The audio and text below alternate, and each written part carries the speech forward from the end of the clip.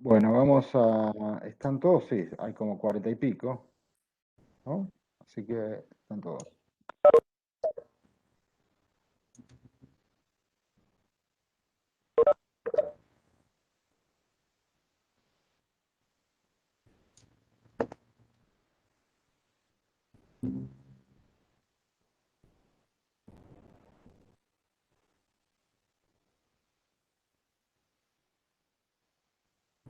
Bueno, vamos a hacer una devolución general de la preentrega y después pasamos a comisiones como habíamos quedado.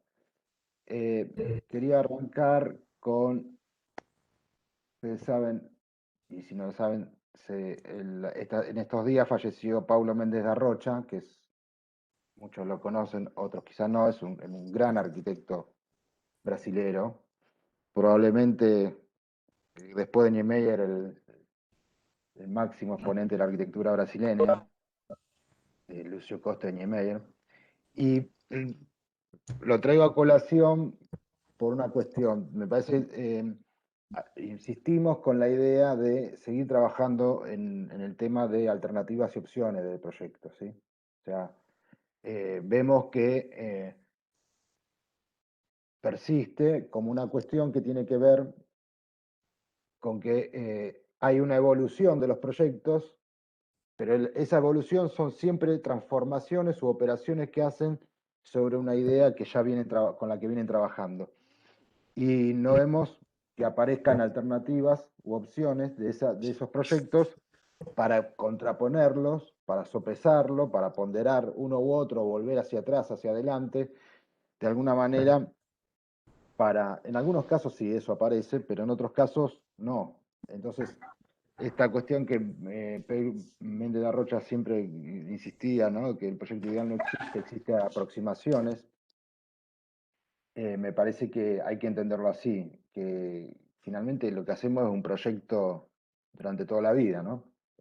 Que uno lo va desarrollando a veces en distintas escalas, con distintos usos, ¿no? En términos primero académicos y después en términos profesionales, pero como que como arquitecto lo que haces es un gran proyecto durante toda tu vida.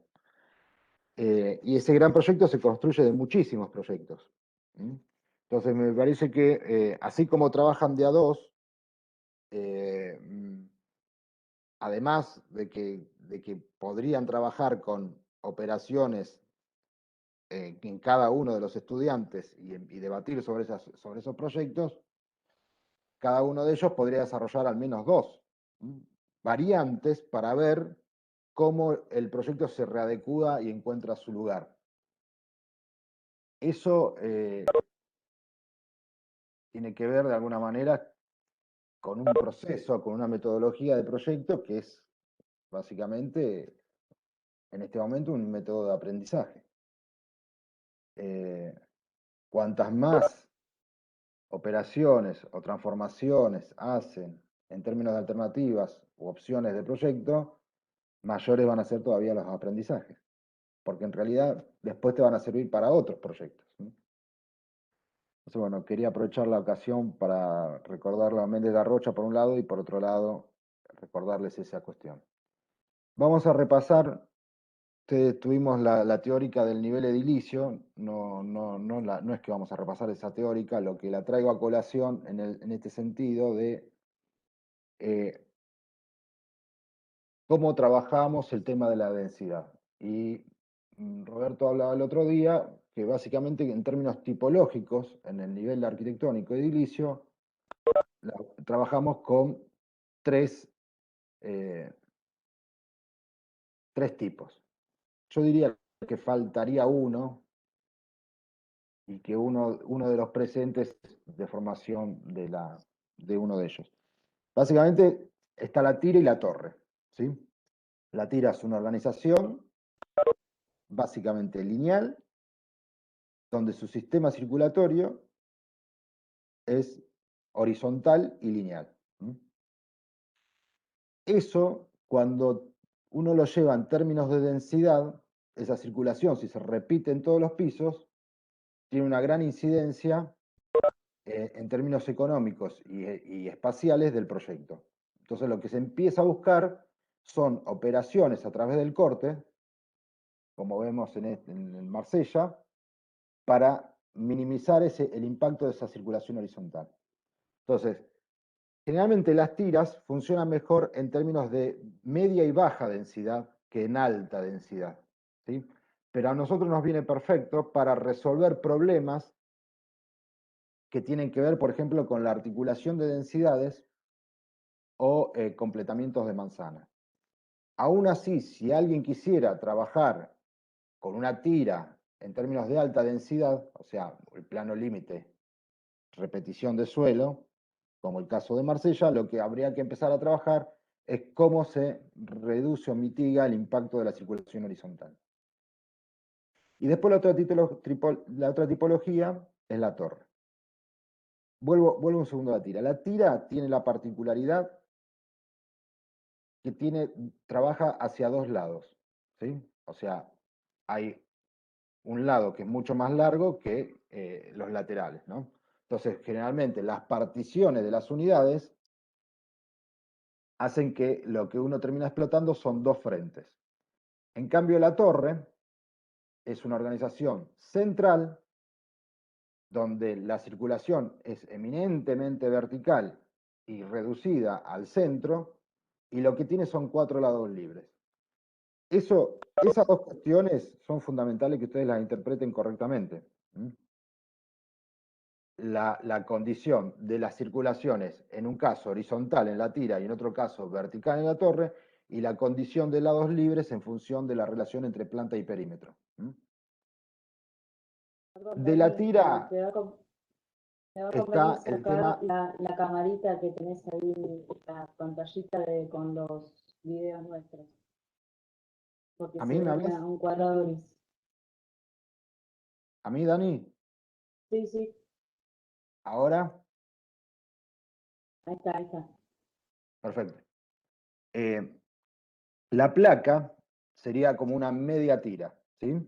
O sea, no hay doble crujía, hay simple crujía. Crujía es cuando hay espacios a ambos lados del sistema circulatorio, como en este caso, o simple crujía cuando es a un solo lado.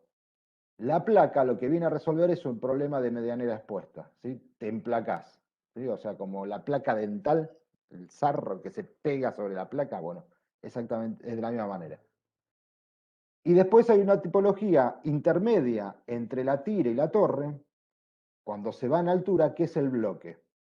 O sea, ya la torre deja de ser una organización central y tendiente a tener lados iguales, y en cambio el bloque empieza a aparecer una circulación horizontal, dada la forma más rectangular de la planta, ¿no?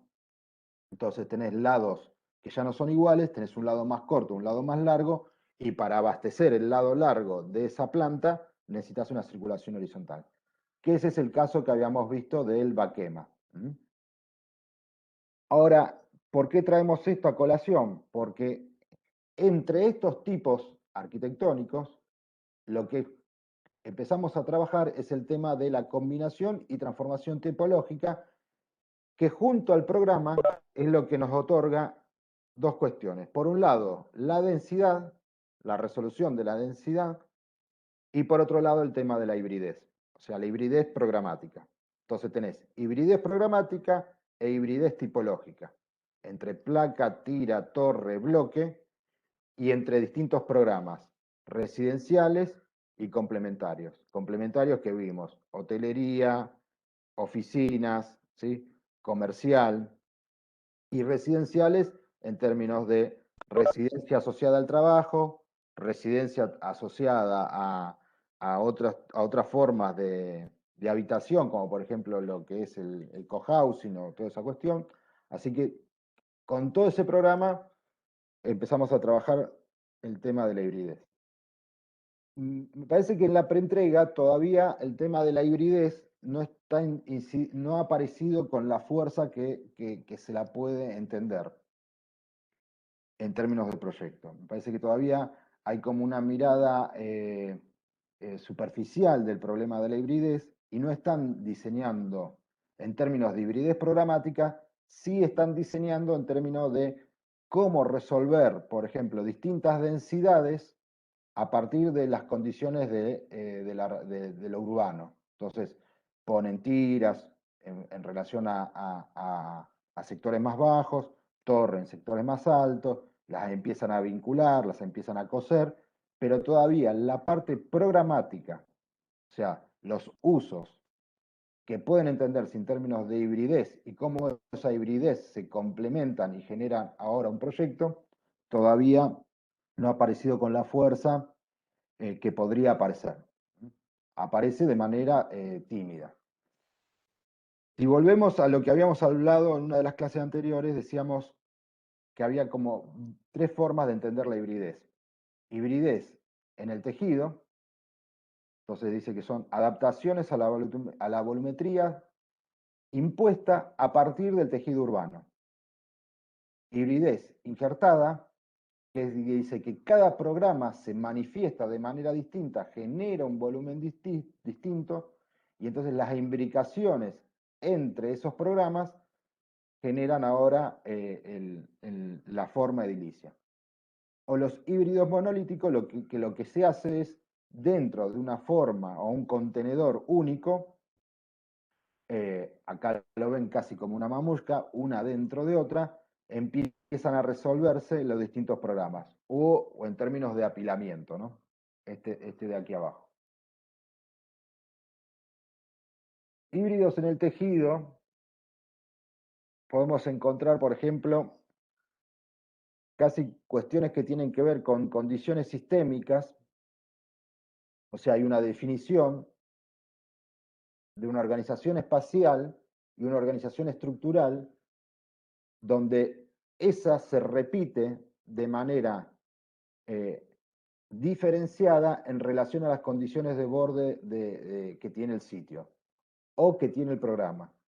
Entonces, por ejemplo, en este proyecto de Mecano, que es una zona, un edificio de usos mixtos, estas organizaciones verticales, cuando se adosan a organizaciones más bien del tipo que buscan articular con la baja densidad para llegar al cero, tienen incorporado adentro de esa masa edilicia distintas funciones, pero que no tienen, más allá de la solución de la piel, si ustedes ven un poco la piel de vidrio, cómo está resuelta en uno o en otros edificios, no hay mayor diferencia en términos morfológicos acerca de los usos que tiene adentro.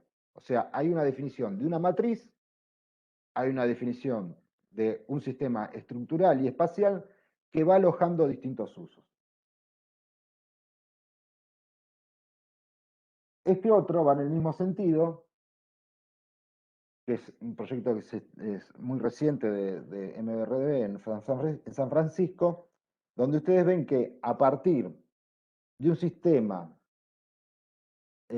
espacial de cerramientos, de tratamiento de las materialidades, de las texturas, tratan de entenderse como un objeto único que se va acomodando o se va plegando para resolver las articulaciones en términos de la densidad. Entonces hay sectores más bajos que tienen incorporado cuestiones que tienen que ver con lo que es el hostal o lo comercial, sectores de oficina y después sectores de viviendas. Pero no hay una diferenciación entre lo que es vivienda, de lo que es oficina o de lo que es comercio. Solamente está eso diferenciado en términos de la posición relativa en altura. Digamos, cómo funciona mejor el uso asociado a la llegada al cero. Estos híbridos injertados, o sea, donde ya cada programa se muestra mediante un volumen distinto, podemos encontrar, por ejemplo, cuestiones como esta, que es un proyecto que hace BDP Arquitectos en Leeds, todavía no se empezó a construir. Es un edificio que aloja, por un lado, un basamento comercial, muchas veces lo van a encontrar como retail escrito, un edificio que aloja hotelería, y un edificio que aloja lo residencial y que empieza a imbricarse tanto con el basamento como con el hotel para configurar un único edificio. O sea, es un único edificio que se empieza a entender a partir de las partes. De hecho, cada una de esas partes tienen materialidades diferentes, medidas diferentes y funcionamientos diferentes porque entiende que tienen requerimientos diferentes. Distinto al que veíamos recién, donde había un sistema que el sistema resolvía todo. Esta es otra toma de ese edificio, entonces el edificio encuentra que, por ejemplo, para las superficies que necesita mayores usos, como los comercial, desarrolla un zócalo. Ahí se ve el mouse. Para resolver la pisada del edificio en el cero. Luego despega un edificio que es el de hotelería y luego el de vivienda. Obviamente después tienen que resolver los sistemas circulatorios, diferenciados. Este otro que lo hemos visto en otras oportunidades es el proyecto de Koolhaas en Rotterdam, donde junta residencial, hotelería y oficinas, ahora con un tratamiento similar en cuanto a materialidad, pero la estratificación, la partición es en planta. Este es residencial, este es de oficina y este es de hotelería. Los huecos empiezan a articular las funciones, ¿sí? Y tienen manifestaciones diferenciadas en términos de posiciones o en términos de no constituir un objeto único. Además, esto también tiene que ver con una operación que tiene que ver con la sintaxis o el lenguaje arquitectónico, ¿no? Si hubiese hecho un edificio único, ¿sí? La forma de comprenderse ese edificio en términos de paisaje urbano sería como una gran pared. Entonces acá lo que hace es mitigar el impacto del edificio cuando empieza a resaltar las partes. De nuevo, esa cosa que hablábamos la otra vez acerca de las escalas del paisaje construido. Este otro va más o menos en el mismo sentido, en términos de que cada parte se expresa de forma diferenciada. También tiene sectores, la placa de atrás de oficina, hay un sector de hotelería y un sector de vivienda. Comercios en basamento que llegan como un mall, ¿no? Digamos, hay por una parte locales que animan la condición pública del urbano a nivel cero, pero que generan un mall comercial a través de un edificio neutro, ¿no? Donde la circulación horizontal es predominante y que está asociada al uso, o sea, al uso comercial de poder ir recorriendo e ir viendo locales, ¿no? Distinto sería si esto estuviera apilado. En Japón igual existen tiendas verticales por el tema del rendimiento, el valor del suelo, ¿no? Pero generalmente lo horizontal resuelve mejor el tema de lo comercial.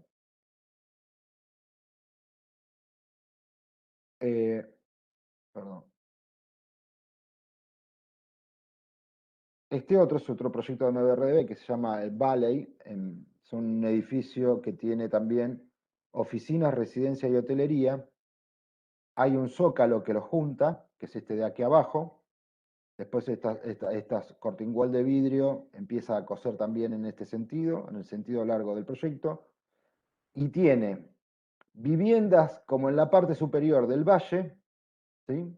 En los picos estos, y después tiene hotelería y oficina. En esto acá ven los colores, ¿no? Digamos.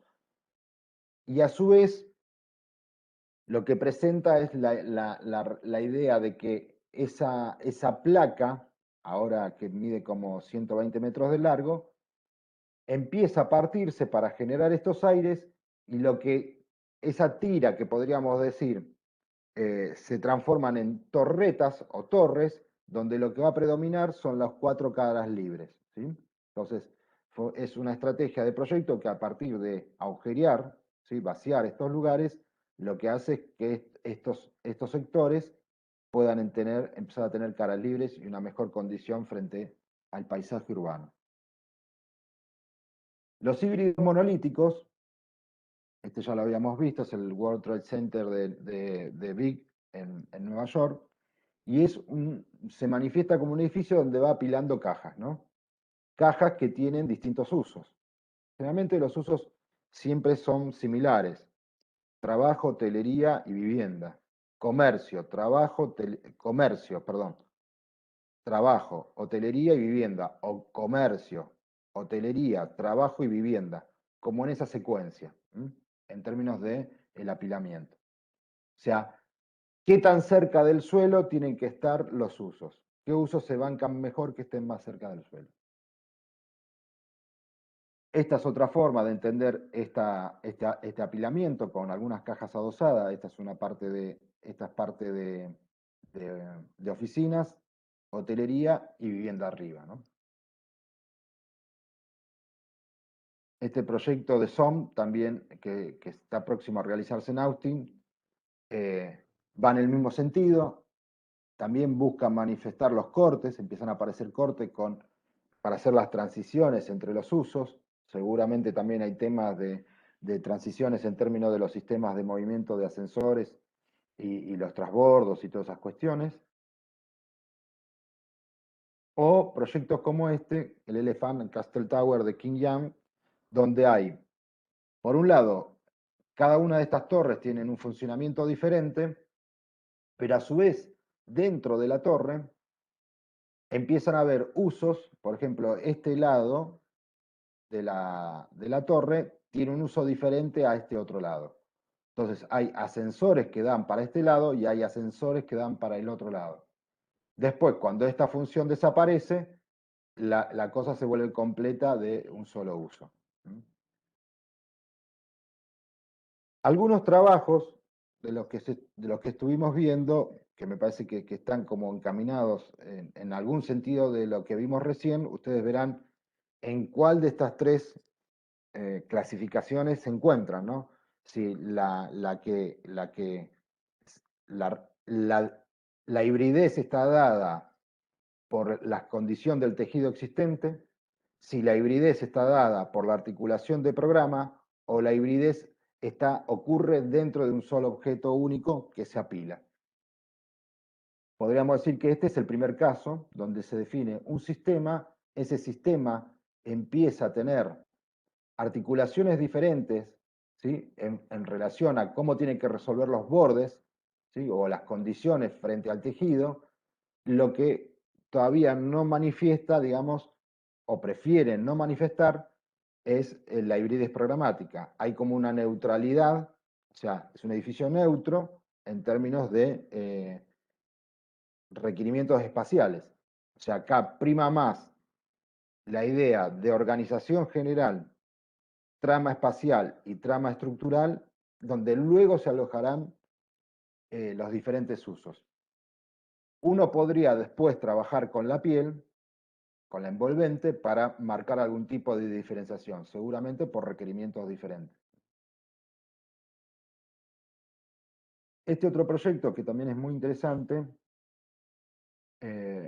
digamos, está también entendiendo a partir de dos tipologías diferenciadas, ¿no? El basamento y la torre, la resolución de las condiciones que presenta el sitio en términos de respuesta urbana, para articular distintas alturas, distintas densidades, y la torre como donde va colocada la mayor densidad del programa. A su vez, la torre empieza a tener algún tipo de partición, buscando distintas condiciones frente a los bordes o al asoleamiento, y que seguramente puede interpretarse como, si bien siguen siendo el área residencial, puede haber dentro de cada uno de estos paquetes diferentes tipos de un abordaje de lo residencial. ¿Sí? Residencial temporario, residencial fijo, residencial asociado al trabajo. Este proyecto también es bastante interesante en el sentido de la respuesta urbana a la que encuentra y la claridad de la condición tipológica. Similar al anterior, parece que estas tiras que se disponen como de forma diferenciada a la torre, lo que buscan es resolver, por un lado, programas diferentes, y por otro lado, empezar a resolver las particularidades que tiene el sitio. O sea, entiende la condición del terraplén, entiende la condición del sector inmediato adyacente del lote en términos de densidad, y hasta la forma en que se empiezan a trabar esas cajas para generar espacios que tienen que ver con lo semipúblico para generar los accesos. Este proyecto también me parecía que era, me interesaba más que nada esta cuestión que está acá. Después, si se quiere, pues, uno puede discutir más si existen otras opciones. Volvemos al tema de alternativa de opciones. Si es correcto que estos peinecitos salgan hacia el lado sur y no hacia el lado norte. Pero lo que el proyecto arranca a partir de entender que hay programas diferentes que tienen respuestas diferentes. Y ya no es en términos de apilamiento vertical, sino en términos de estratificación horizontal de la planta. Así que me parece que también uno lo que podría empezar acá a rever es cuál es el peso del programa.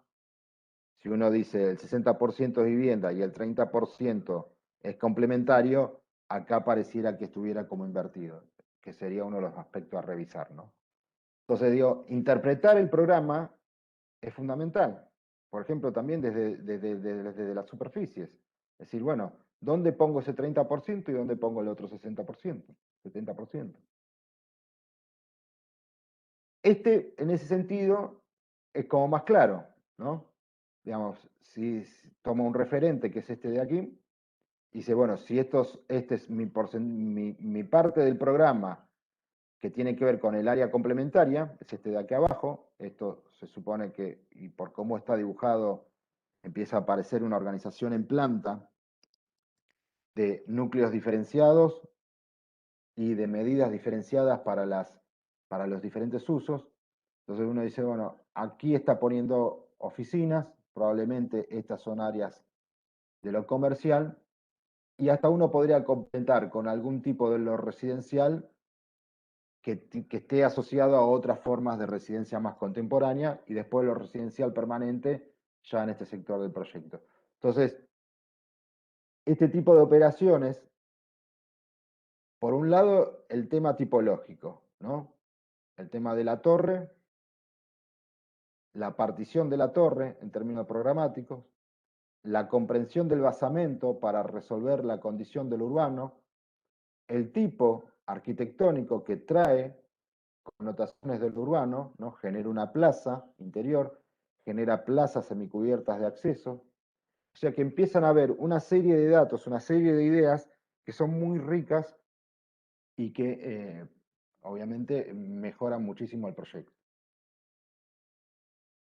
Este proyecto, si bien lo hemos discutido bastante en términos de todavía hay cosas que no presentan solución, ¿no? Como en términos estructurales, o probablemente hay exageraciones en cuanto a las direcciones con las que utiliza.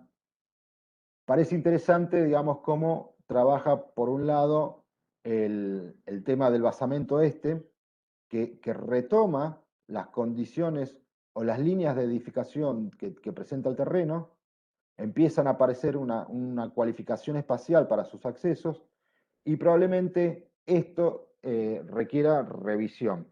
Pero por un lado se va con altura para tomar la condición número 1 de este lote, que tiene que ver con la explotación en altura de la máxima densidad posible, y por otro lado la llegada del edificio al suelo, ahora tomando las líneas del terreno. Este proyecto también va en esa sintonía. Es como muy interesante todo el tema que está ocurriendo aquí, en términos de estas cajas que tienen algunos leves movimientos para diferenciar el programa. Si bien todo esto es vivienda, esto azul, o sea, todas estas cajas son de vivienda, empieza a entender que son viviendas del tipo permanente, vivienda taller, vivienda tipo llama, habrá que ver a qué se refiere con vivienda tipo, o vivienda flexible. Y después todo este programa es el que se empieza a derramar para darle como animación al urbano, a la condición del urbano, ¿no? Entonces uno se imagina que a partir de los usos que están dispuestos acá, hotelería, comercial, ¿no? Dice acceso a hotel, acceso a comercio, acceso a coworking, o sea, hay áreas de vivienda, áreas de, perdón, de trabajo, hay retail o comercio, y de nuevo, digamos, generando un propio espacio interior, con lo cual todo esto me parece que está fenómeno. Probablemente esta síntesis que tenga la torre aquí no lo trae con respecto al otro sector del proyecto y podría mejorarse, creo. Aquí en Corrientes me parece que hay un tema que está como complejizando el problema, que es las dimensiones del lote. Por ejemplo, los lotes de Santa Fe, Mar del Plata y Buenos Aires son lotes que son como muy acotados en cuanto a el FOS y el FOT, ¿no? Rápidamente, cuando uno lo pone en esa relación del 50% ocupado y 50% libre, lo lleva a altura y encuentra el volumen edificable. En el caso de Corrientes, el terreno es muy grande y muchos de los proyectos, lo que me parece que le está sucediendo es que quieren abarcar todo el lote. Y no necesariamente lo tienen que abarcar con arquitectura o con el lleno. Lo pueden empezar a resolver también a partir de los vacíos. ¿Por qué? Porque después, si el edificio empieza a buscar, a resolver todos los límites de ese terreno, que es como de 100 metros, 80 metros por 60, obviamente después se van a quedar cortos con el programa para resolver la altura, o los espacios empiezan a quedar muy distantes y poco tensionados. Aún así, me parece que este proyecto es muy interesante a partir de comprender las cuestiones que ver con esto que hablamos de lo tipológico arquitectónico, ¿no? Lo horizontal y lo vertical, y eso cómo está asociado a los usos, ¿no? En lo residencial, esto creo que, si no recuerdo mal, era una oficina y por acá había algo de hotelería. O sea que es una forma de esa de las que hablábamos, donde cada parte del programa tiene su propia expresión y es la imbricación de esas formas la que da la lectura del objeto total. Este otro proyecto le pasa lo mismo con respecto a la extensión, ¿no? Como una necesidad que tienen de dominar todo el suelo y por lo tanto los edificios se desparraman mucho y probablemente volver a entender la no necesidad de ocupar todo eso, sino circunscribirse a algún sector. Y es más, hasta reformular, nosotros hablábamos de que cuando dimos que se podía trabajar en este sector era para empezar a encontrar una delimitación de toda el área dada, que toda el área era como todo este sector de acá. Entonces dijimos, bueno, vamos a trabajar solo en este sector. Ahora, una vez que uno encontró que trabajar en este sector, estas líneas que nosotros trabajamos o dimos en forma adelantada, pueden empezar a reconvertirse ahora en función de su propio proyecto. Entonces, trabajen de alguna manera con todo este lote. Con respecto al proyecto en sí mismo, digamos, hay que empezar a trabajar sobre la idea de síntesis, ¿no? Me parece que la cuestión de la hibridez no implica, no conlleva necesariamente a una complejidad volumétrica que genere espacios de dificultosa resolución o de baja calidad espacial. Entonces, me parece que este proyecto en todo caso debería empezar a limitar el tema de los escalonados. En general aparecen como muchos proyectos que están escalonados, no sé si es por el logo de la cátedra o qué, que aparecieron muchos escalonados este año, porque hay que empezar a pensar, por ejemplo, en las dimensiones de esas terrazas, ¿no? en relación a lo que la está sirviendo. Entonces, digamos, hay como una asimetría entre lo que pueda servir a esa terraza y la terraza en sí misma. No, o sea, no me parece mal que esté el aterrazado. Ahora, habría que ver si todo el edificio tiene que ser aterrazado, si solo una parte debe ser aterrazado, si la partición en términos de la hibridez es en horizontal o en vertical, o sea, o se parte la planta o se da a partir del apilamiento. Acá todavía está como dudoso todo ese tema. Eh, y, eh, y me parece que en todo caso esos aterrazados podrían ser entre programas, más que al interior de todo el proyecto. O circunscrito al sector de viviendas nada más. Obviamente que en el caso de Santa Fe y de Corrientes es muy seductor el tema de los aterrazados por el tema de la condición del paisaje. Entonces, es más razonable que aparezcan aterrazados aquí que aparezcan, por ejemplo, en Mar del Plata, donde si una terraza termina aterrazando contra unos techos donde va a haber membranas del vecino, tanque de agua pintado con banderas o sea, la verdad que no es un lugar muy interesante en términos de paisaje, como para estar escalonando y generar superficies o mayor perímetro para iluminar, y ventilar y tener vistas, ¿no? Este otro proyecto que es muy claro en términos de las decisiones que toman los chicos, por ejemplo, definen dentro del cuadrante, a ver, desaparece el curso, acá está, dentro de este cuadrante hay dos cuadrantes, lo parten en cuatro, esos dos cuadrantes son los llenos y cruzados están los vacíos. La generación de una plaza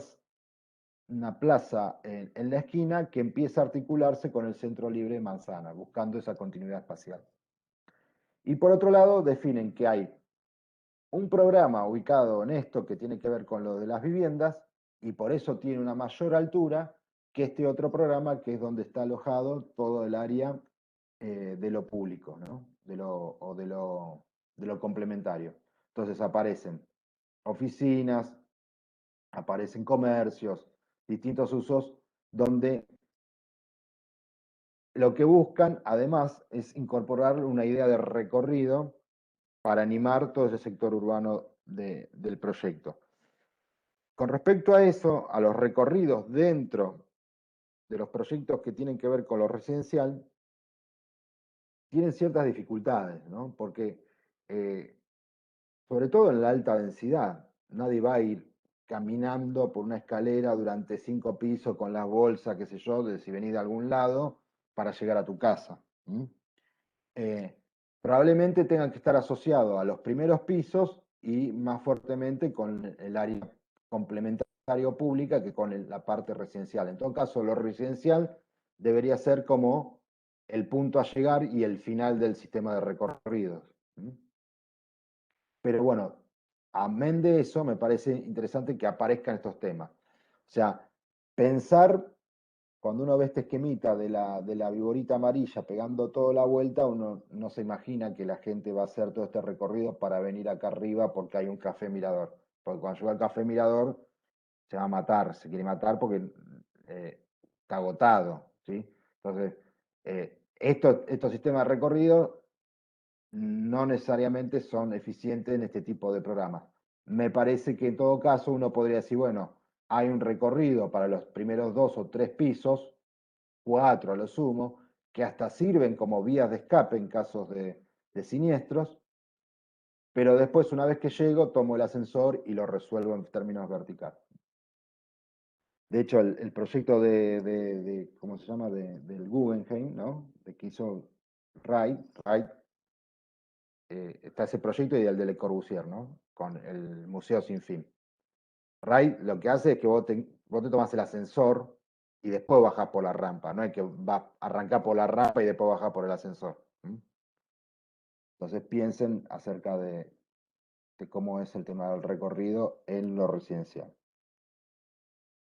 Este proyecto también es muy bonito, muy interesante, donde de nuevo aparece como una doble hibridez, ¿no? El tema de la hibridez tipológica, la hibridez programática y la respuesta de la forma edilicia en relación a las condiciones de borde que presenta el proyecto.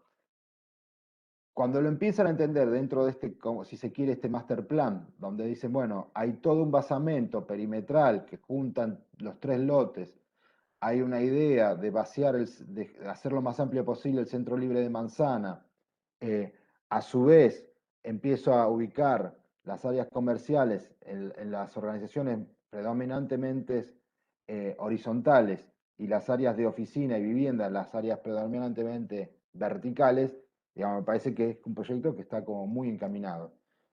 Obviamente hay que seguir trabajando, ¿no?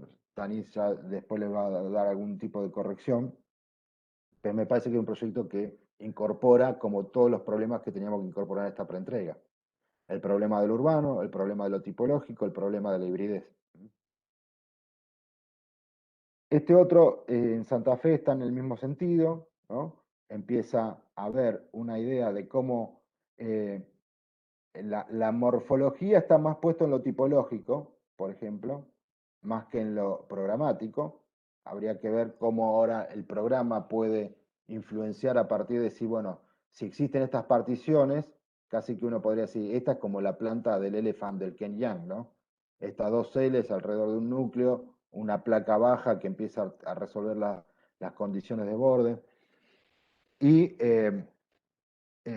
por ejemplo, empiezan a cualificar cuestiones no menores de, por ejemplo, dónde se posiciona la torre. La torre va en la esquina, la torre va un poco retrasada para generar este espacio público y que la torre entonces pueda tener una mejor observancia desde la cercanía. En este caso,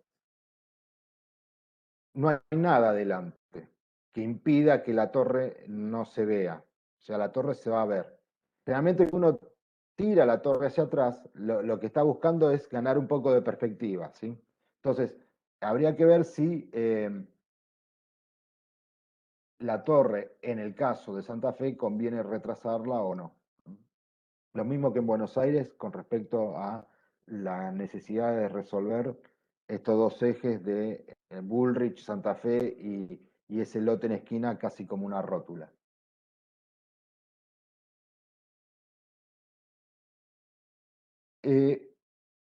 Esta planta de techos que aparece acá, ahora lo vamos a ver también en otro proyecto, a mí me parece que es un dato muy importante, por ejemplo, todo este nudo vial, ¿no? Todo este nudo vial, el puente que está por acá, las geometrías estas que aparecen tan orgánicas, que están asociadas al auto por un lado y por otro lado a la naturaleza. Parece que no hablo por este proyecto en sí mismo, sino en general, me parece que todavía se están trabajando como muy adentro del lote y no están ampliando la mirada hacia el entorno inmediato para ver qué cosas puedo traer de lo urbano y ya del paisaje y de las infraestructuras, en el caso de Santa Fe, para ayudarme a mi proyecto.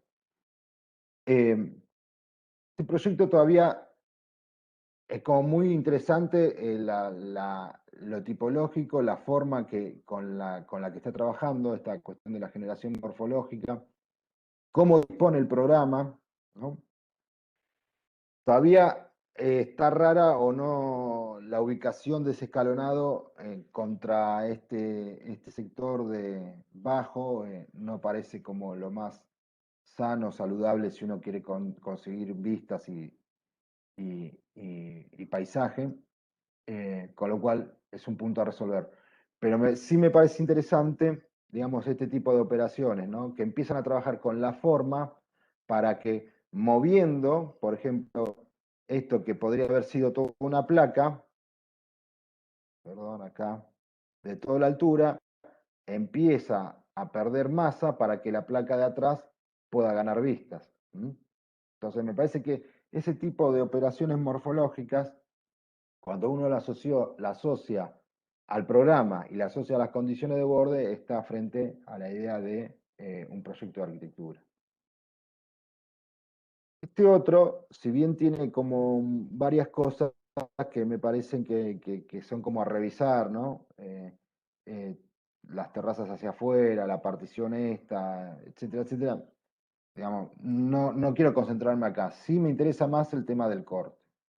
Digamos, cómo el proyecto se desentiende, o más que desentenderse, genera un aire aquí abajo que tiene que ver con el tejido circundante y con, por ejemplo, la altura que tiene este sector del nudo vial. Y de ahí para arriba empieza a aparecer la vivienda.